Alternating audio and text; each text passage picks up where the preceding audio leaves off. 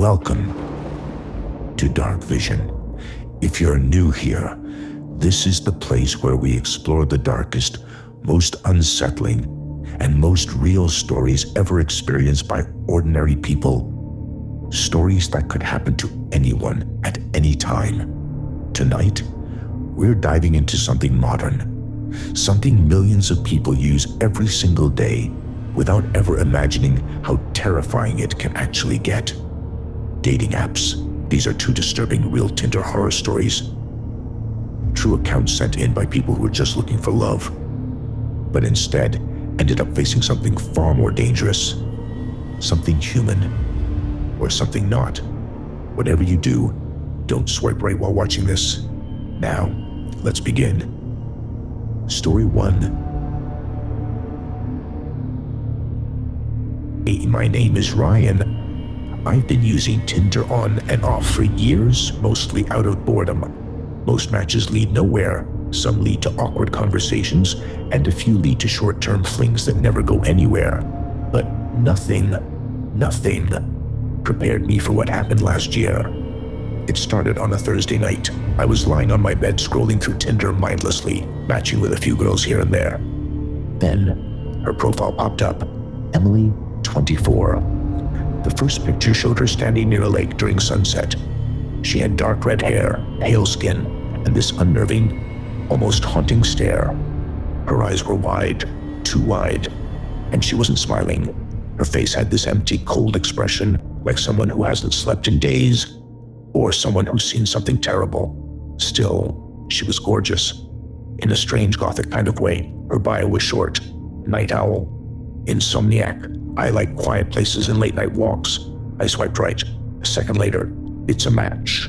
That was fast. I sent a simple, "Hey," she replied almost immediately. "Hi Ryan, I've been waiting for you." That phrasing threw me off. Waiting for me. We had literally just matched, but whatever. Some girls use weird lines. I kept talking to her, and that's when things started getting creepy without me realizing it. She typed in these short, emotionless sentences. No emojis, no lol, no haha. Everything she said felt observant, like she was studying me. She asked, "You live alone, right?" I froze. I never mentioned that. Not in my bio, not in our chat. How did you know that? I asked. She replied, "Your pictures, the background. You don't have roommates." I looked at my pictures again. She wasn't wrong, but still, who pays that much attention? I tried brushing it off. We talked for another hour. Then she asked, "Can I see you tonight?" Tonight? As in right now? I told her maybe another day since it was already pretty late. She replied, "I don't sleep much. I like watching people when they're tired." That line? It chilled me. Still, she was beautiful. Red flags are just decorations when you're lonely. We agreed to meet the next evening. That was the first mistake. We decided to meet at a small cafe near my apartment. I arrived early and sat near the window. She walked in 5 minutes later, and instantly, I felt something was wrong. Her pictures were accurate, but seeing her in person was different. She moved strangely, slow, stiff, almost like a doll learning to walk. Her eyes were unsettling, wide open, barely blinking, staring straight ahead like she was scanning the entire cafe at once. When she finally looked at me, her lips curled into the slightest smile. But her eyes, they didn't change. Not even a flicker. She sat down quietly, folding her hands neatly on the table like she rehearsed the movement. Her voice was soft, emotionless. "Hello, Ryan." I forced a smile. "Nice to meet you, Emily." She just nodded, staring at me without blinking. I tried to make conversation. She hardly replied. She didn't look away once, not even when the waiter arrived. It was like she was studying me, watching my every micro expression. When she finally spoke, her question was unsettling. "Do you dream, Ryan?" I blinked. Yeah, I mean, everyone does." She leaned forward, her eyes widening even more. "Tell me about your dreams. I like hearing what people see when they're helpless." I laughed nervously. "That's a strange way to put it." She tilted her head slowly. "Dreams are the closest thing to death. People don't realize that." The silence that followed was suffocating. I checked my phone to escape the awkwardness. She suddenly whispered, "Don't ignore me." I looked up slowly. Her expression hadn't changed, still stiff, still unblinking. "I'm not ignoring you," I said gently. "I just got a message." She smiled, suddenly too wide. "Good. I want your attention. Only your attention." Those words immediately put me on edge. Something about her felt dangerous. Not physically, emotionally, mentally. Something was deeply wrong. We ended the date early. I told her I was tired. She asked, "Can I come to your place?" I said no. Politely. She didn't react. Didn't seem offended. Just stared at me with that same expression. Then she said something I'll never forget. "Okay, I'll see your apartment another night." Another night. I hadn't invited her. I hadn't even told her where I lived. I brushed it off at the time. I shouldn't have. Because that night, she found out anyway. I got home around 10 p.m. I made dinner, watched some YouTube, and eventually went to bed. Around 2:30 a.m., I woke up suddenly. Not because of a sound, but because of a feeling. You know that sensation when you know you're being watched? I sat up slowly and looked toward my bedroom window. Someone was standing outside. A silhouette, long hair, thin body, completely motionless. My heart stopped. I lived on the second floor. There was no balcony, no ladder, no way someone should be standing there. But the figure didn't move, didn't speak, just watched. I grabbed my phone and turned the flashlight on. The moment the light touched the window, she blinked. Only once, and she disappeared from view. Not walked away, not ran. Disappeared. I stayed awake until sunrise. The next morning, I checked my Tinder messages. She had texted me at 2:31 a.m. "You look peaceful when you sleep." My entire body went cold. How? How did she see me sleep? I unmatched her immediately. But you know Tinder, unmatching doesn't block them. And that night, things escalated. That same night, around 11:45 p.m., I got a message. Not from Tinder, not from any number I knew. It came from an unknown number. "Why did you unmatch me?" My stomach dropped. I didn't answer. A minute later, "It's rude to disconnect from someone who cares about you." I blocked the number. And for a few minutes, things were silent. Then another text came in, from a different unknown number. Blocking me won't help. I blocked that one too. Another number appeared instantly. "Ryan, stop." I blocked it. Again. She sent one more text from yet another number. "I'm outside." I felt every muscle in my body freeze. I walked slowly to my front door, peered through the peephole, and for a moment, I saw nothing. Just the empty hallway. I let out a shaky breath. Then I realized something. Someone had covered the peephole from the outside. A hand. A pale hand, pressed against the peephole, with long, thin fingers curled inward. I stepped back instantly. My heart was slamming against my ribcage. Then her voice came through the door.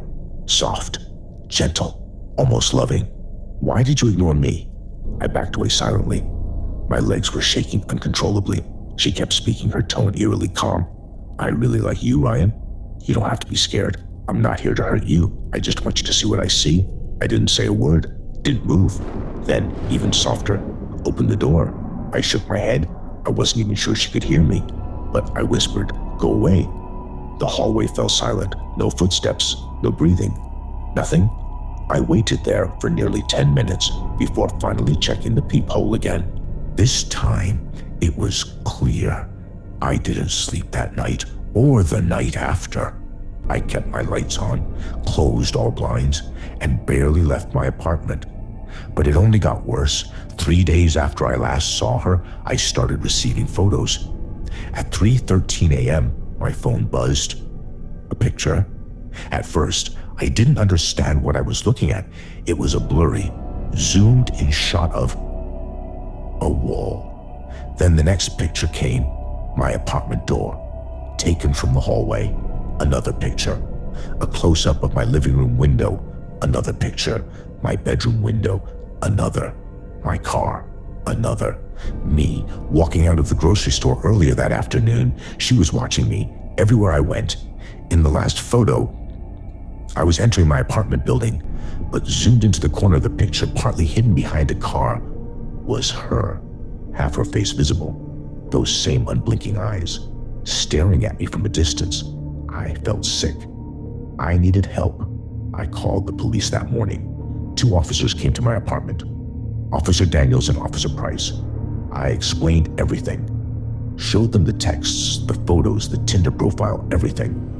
When they looked at the photos, Officer Daniels frowned. Some of these pictures look old. I repeated. He pointed to the one of my living room window. Look at the reflection in the glass. I squinted. There was a faint reflection of a street lamp that had been removed months ago when the building installed new lighting. Meaning, these photos weren't recent. Some of them could have been taken long before I ever met her. I felt my throat tighten. How? I whispered. Officer Price shook her head. We'll file a report. Meanwhile, do not engage with her. Do you have any family nearby? No. Friends? A few, but I don't want them involved. The officer sighed, exchanged a look, and eventually left. For a while, I felt safer, until that night. Around 1:45 a.m., I received a voice message from yet another unknown number. My hands trembled as I pressed play. At first, there was silence, then a soft, slow breathing, followed by a whisper. You shouldn't have called them. Then I heard something that made my blood turn to ice. Footsteps inside my apartment. Slow, bare, deliberate. Then the whisper again. I like watching you sleep. I jumped out of bed instantly, turned every light on, checked the bathroom, the kitchen, the closets. No one was inside. No signs of forced entry. The windows were locked. The door was locked, but she had recorded something inside my home. I grabbed my keys and left the apartment immediately. I drove to my friend Mark's place and begged to crash on his couch. He agreed. I didn't explain much, just said someone was stalking me. I slept there for the first time in days, but even that didn't last. At 3:02 a.m., Mark woke me up. He looked pale. Dude, someone's at my door. I got up immediately. We walked quietly toward the entrance. There was no knocking, no talking, no movement, just a shadow. Standing under the doorway light, I felt cold. I already knew who it was. Let me handle it, Mark whispered. No, I whispered back. Don't open anything. We waited. After about a minute, Mark called out softly. Who's there? No answer. He checked the peephole. I watched his expression change instantly. First confusion, then fear. What? I whispered. Mark stepped back from the door, shaking slightly. He whispered, She's not human. My blood froze. What did you see? I asked. Mark wiped sweat from his forehead. I don't know. Her face, it was wrong. He tried again. Her eyes, dude, her eyes weren't moving. They were just stuck, wide open. And her mouth, he shuddered. It looked like she was smiling, but the smile wasn't moving either, like it was frozen on her face, like a mask. He stepped back again. No one looks like that. We heard something then, something that made both of us lean in. A whisper, right through the door. Ryan, come home. Mark turned pale. He stared at me like I had brought a demon to his front door. Then she whispered again, come back. You left something. What? I whispered without thinking. She answered, your fear. Mark grabbed my shoulder, pulling me away from the door. Dude, we're calling the cops again. But before we could even move, her voice changed. It became wrong, distorted, like two voices speaking together. Come, open, come, open. A slow scratching sound started on the door, like a fingernail dragging down metal. Mark looked at me with wide eyes. This isn't just a stalker. This is something else. You need to get out. Leave the city. I shook my head. I can't just run. Mark stared at me for a long moment. You're already running. The scratching stopped abruptly. Silence. We didn't dare go near the door again for the rest of the night. But the next morning, Mark's security camera captured something that made me leave immediately. At exactly 3:02 a.m., a figure walked up to his door. Emily, but her movements, they were not human. She walked in slow, broken motions, like her limbs were dislocated, but still functioning. Her head twitched every few seconds, moving in small, jerking angles. And worst of all, she never blinked. Not once. For 4 straight minutes, just staring at the camera, waiting. The police didn't help. They said the video was glitched and blamed her appearance on distortion. I left town within 24 hours. But even now, sometimes I feel like someone is watching me at night. Sometimes I hear soft breathing when I'm alone, and sometimes when I close my eyes, I see those wide, unblinking eyes watching me from the dark. And I know she's still out there, waiting. I left the city and moved 3 states away. Small town, quiet neighborhood, new job, new apartment, a fresh start. For the first few weeks, everything was normal, peaceful, even. But that peace didn't last, because on the 27th night after moving, she found me. It was around 8:30 p.m. I came home from work, tired, ready to eat and sleep. But when I approached my apartment door, I noticed something. A box, small, black, no label, no name, just sitting neatly in front of my door. At first, I assumed it was a delivery for a neighbor, but the moment I picked it up, I froze, because written under the box in small, faint red ink was a message. For Ryan, I missed you. My hands nearly dropped it. The air around me suddenly felt heavier, colder. I took the box inside, locked all 3 deadbolts, and placed it on the kitchen table. My heart was pounding in my ears. Against my better judgment, I opened it. Inside, there were only 2 things. A Polaroid photograph, a small USB drive. The photograph made my blood run cold. It was a picture of my new apartment building, taken from the woods behind it. The angle showed my living room window, meaning whoever took it had been watching my unit, watching me. With shaking hands, I plugged the USB into my laptop. At first, nothing happened. Then a folder appeared on the screen, titled, "Look at Me." My heart nearly stopped. I double-clicked it. Inside the folder was a single video file, no description, just a timestamp, 3:03am.mp4. I hesitated. Every instinct in me said don't play it, but fear made me click. The video opened, black screen. Then after a few seconds, a faint image appeared. I recognized it instantly. It was the interior of my new apartment, recorded from the hallway. The camera slowly zoomed toward my front door. My front door from the outside. I paused the video, checked the timestamp. The recording was from last night at 3:03 a.m. I watched again. The video showed someone standing in front of my door. A silhouette, still, motionless, facing my door. A few seconds passed. Then the figure slowly leaned forward until their face filled the entire frame. It was her, Emily. Her eyes were wide open, unblinking. Her mouth stretched into that same frozen, unnatural smile. But something else was different this time. Her smile was wider, much wider, unhumanly wide, like her skin had torn to allow it. My fingers went numb. I kept watching as the video continued. Emily leaned even closer until her forehead almost touched my door. She stayed there for nearly a full minute. Then, slowly, her head snapped to the left in one violent motion, like a broken doll. She stared directly into the camera, directly at me, as if she knew I would watch this later. And then she whispered, "I found you." The video ended abruptly. I slammed my laptop shut, breathing hard, every part of me shaking. She knew where I lived. She had been inches from my door last night. I checked every lock, every window, every closet. I barely slept. The next morning, as I walked outside to go to work, I noticed something. On my front door, deep scratches, 3 long marks carved into the wood, as if someone had dragged sharp nails downward. And under the scratch marks was another message, written in the same faint red ink, "Don't hide." I called the police immediately. They arrived in about 15 minutes. Officer Wilkins and Officer Hale. I told them everything, showed them the scratches, showed them the box, the photo, the USB. Officer Wilkins looked confused. "Where did you say you moved from?" he asked. "Northridge City." He frowned, then exchanged a look with his partner. "What?" I asked. Officer Hale folded his arms. "Sir, Northridge had a case about a woman named Emily, a stalker who harassed a guy through dating apps." My heart nearly stopped. "Yes," I said. "That's her. That's the woman." Officer Hale raised a hand. "Sir, that's impossible." My stomach twisted. "What do you mean impossible?" Officer Wilkins cleared his throat. "The Emily we're talking about, she died 2 years ago." I felt the world tilt around me. "Died?" I whispered. "How? When?" Officer Hale pulled out his phone and showed me a news article. Woman found deceased in apartment, likely dead for months before discovery.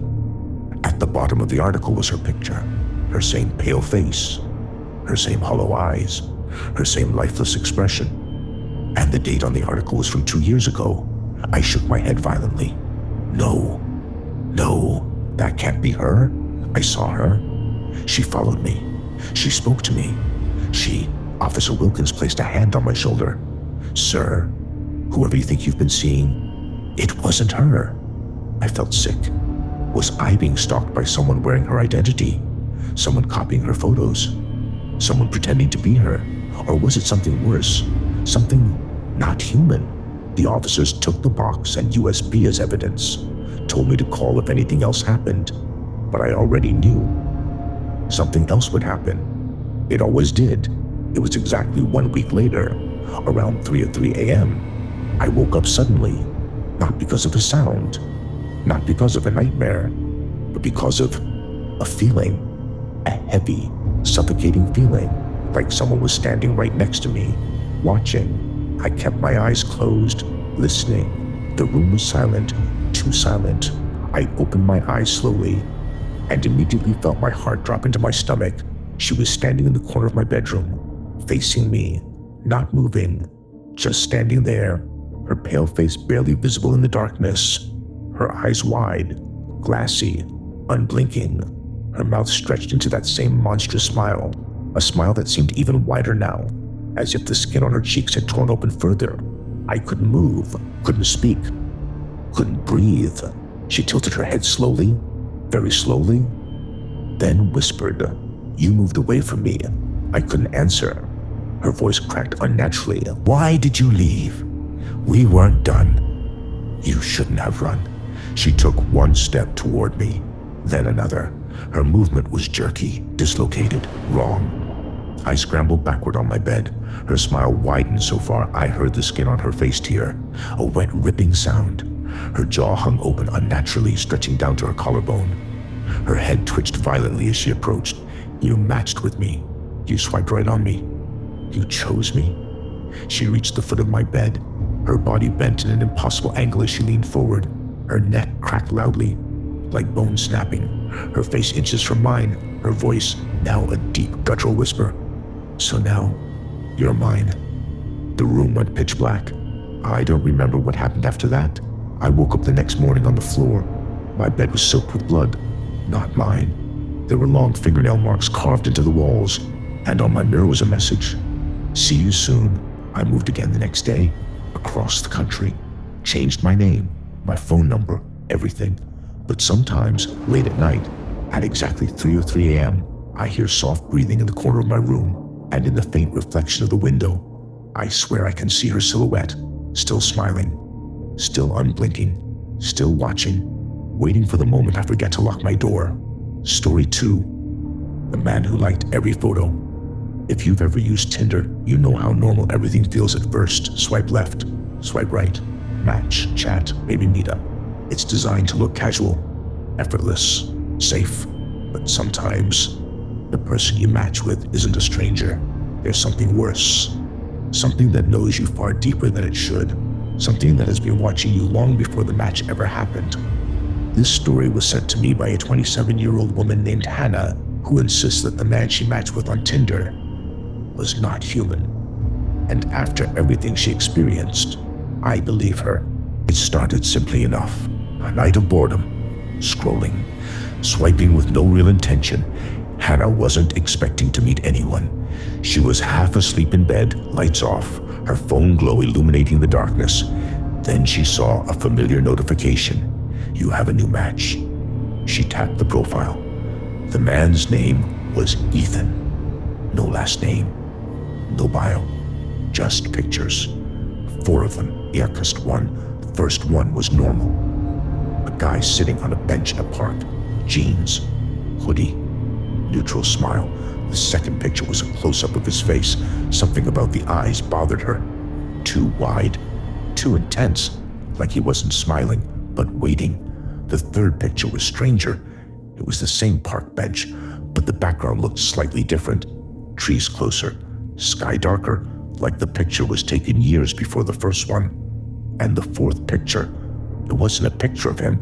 It was a picture of Hannah's street, taken from inside a car at night.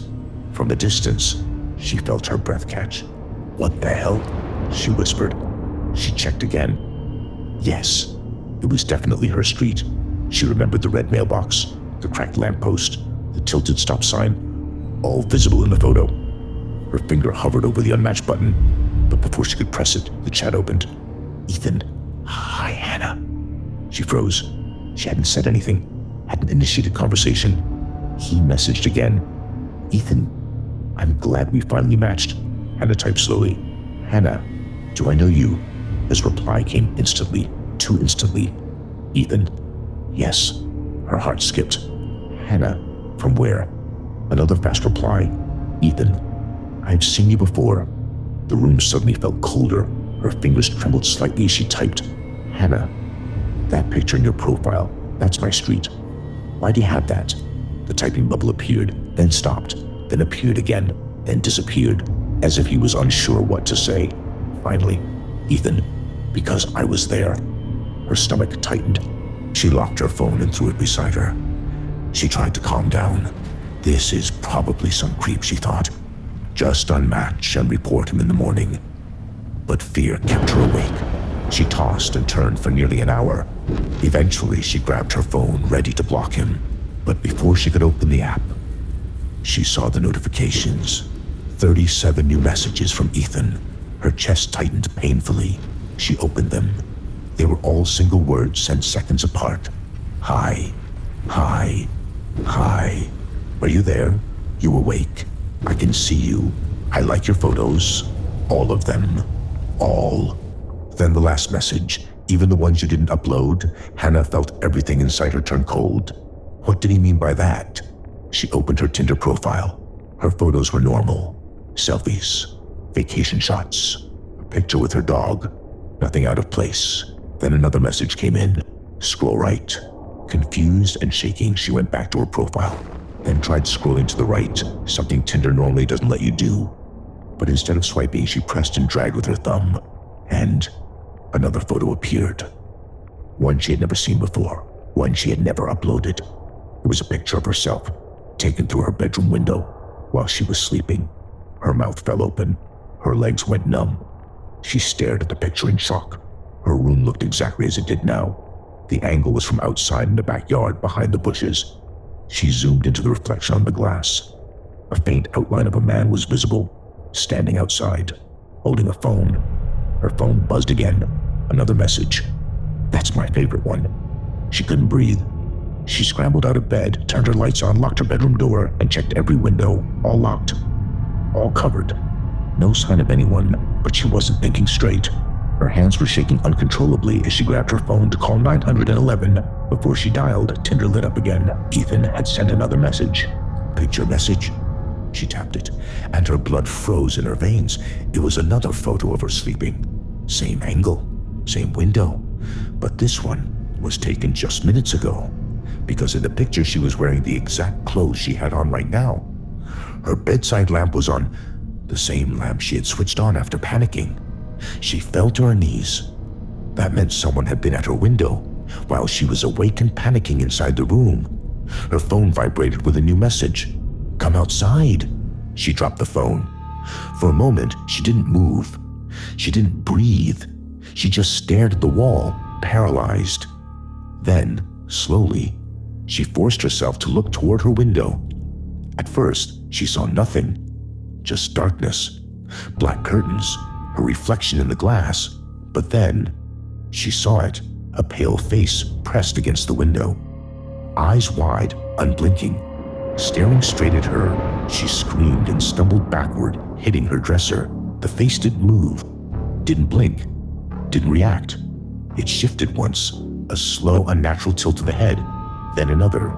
The face was smiling, a wide, stretched grin. Teeth slightly too long, skin too smooth, like porcelain.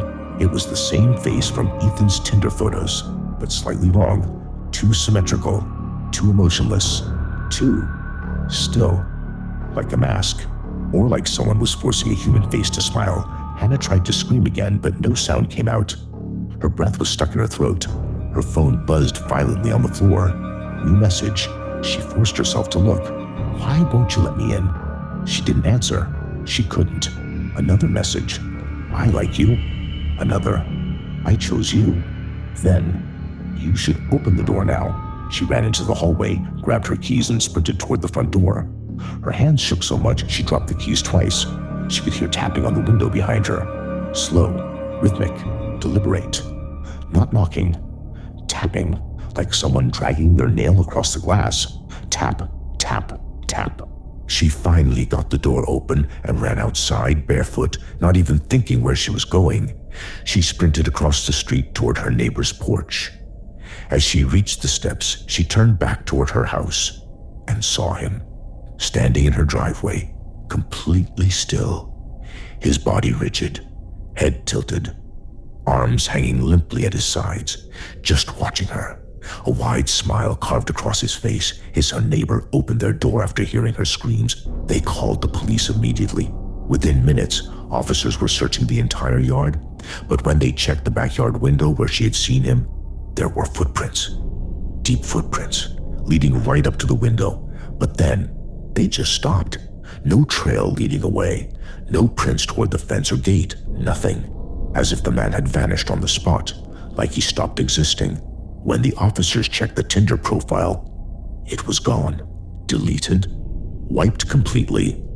Tinder support later told her that the account had never actually existed in their database. No matches. No messages. No user with the name Ethan. Her uploaded profile photos were normal. No window photos. No extra images. No trace of anything abnormal. It was as if the entire experience was happening only on her phone. Or only to her. Or worse, the app was never the thing contacting her to begin with. Hannah moved out the same week, changed her number, deleted Tinder. But to this day, she swears she sometimes hears tapping on her window at night. Slow, rhythmic, deliberate tap, tap, tap, like someone waiting, like someone watching, like someone who liked every photo.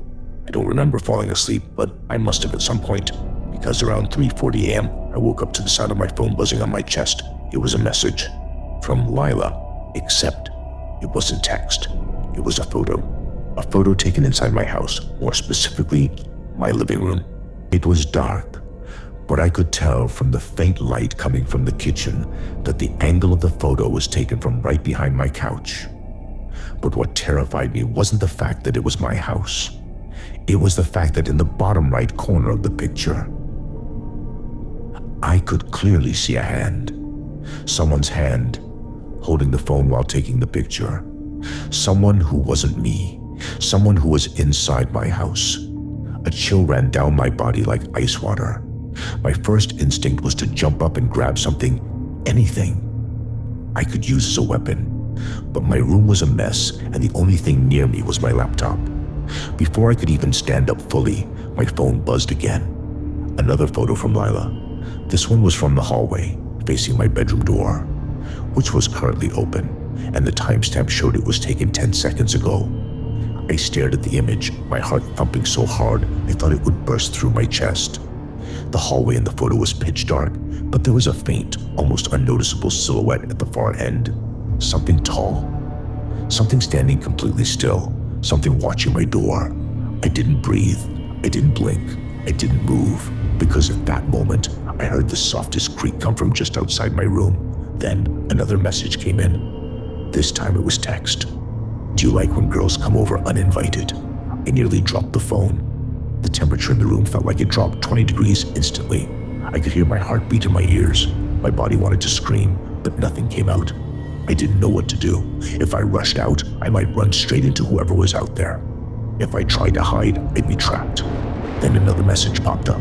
I brought you a gift. And then, a knock. On my bedroom door, 3 soft, slow taps.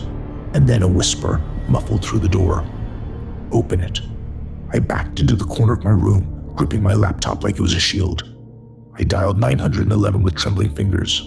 As the call connected, the knocking stopped, followed by the sound of bare feet walking slowly back down the hallway. I pressed the phone to my ear. 911, what's your emergency? Before I could speak, another text came in, a picture. this time of my kitchen, and in the center of the kitchen counter, something was placed there. A box, wrapped in red paper. The caption below the picture: "It's for you. Don't let them take it." Them? Who the hell was she talking about? My breathing grew shallow. The operator was asking me to speak, to say something, anything. But I couldn't. Then suddenly, a loud crash echoed through the house. Something metallic hitting the pantry door. I heard footsteps, quick and heavy, then a woman's voice. No, a growl, followed by a deep, angry yell from someone else. Multiple people? In my house. The operator kept talking, but I was frozen in place. Then I heard my front door explode open as officers stormed inside. Heavy boots shook the floor. Shouts filled the hallway. A minute later, someone banged on my bedroom door. Police. Open up. I almost collapsed from relief. They cleared the house. And once they confirmed everything was safe, they brought me out to the living room. That's when I saw her. Lila. Except her name wasn't Lila. Her real name was Amber Lane. She was sitting on my living room floor in handcuffs, rocking back and forth, staring dead at me with this twisted, broken smile. Her hair was wild, her makeup smeared, and her eyes just looked gone. Like she wasn't even human anymore. And the officers told me something that made every single hair on my body stand straight up. She wasn't alone. They arrested a man too, hiding in the pantry, wearing a mask, and carrying a knife. He wasn't connected to her profile. He wasn't connected to her matches. He was some kind of drifter who had been breaking into houses for weeks. But here's the part that still keeps me awake. When the officers asked her why she did this, why she stalked me, why she broke into my house, she looked at them, smiling with those dead eyes, and said, "I wasn't stalking him. I was protecting him. He swiped right on me. So now he belongs to me." They asked her about the man she brought with her. Her reply? "He wasn't with me. He came to hurt him, but I got here first." That line still messes with my head, because the box she placed on my kitchen counter, inside was a dead smartphone, and scratched into the screen, in jagged letters, was a single word: run. I don't know if she meant she wanted to save me, or if she was planning something even worse. I don't know if the guy with the knife came because of her, or if he just picked the wrong night to break into my home. But I do know one thing. That night wasn't about a date. It wasn't even about a stalker. It was about two dangerous people. One unhinged, one predatory, both choosing the same victim at the same time. And all because of a swipe. If you made it this far, remember something. The scariest part of these stories isn't the ghosts, or the monsters, or the things hiding under your bed. It's the people. The ones you meet by chance. The ones who smile at you from behind a screen. The ones who seem perfectly normal, right up until the moment they aren't. So the next time you swipe right, or hear a strange knock in the middle of the night, just know, someone might already be on their way to meet you, whether you want them to or not. If you want more real horror stories like these, make sure you subscribe to Dark Vision and turn on all notifications, because in this world, the darkness doesn't wait, and neither do the people hiding inside it. Stay safe, stay alert, and as always, thanks for watching Dark Vision.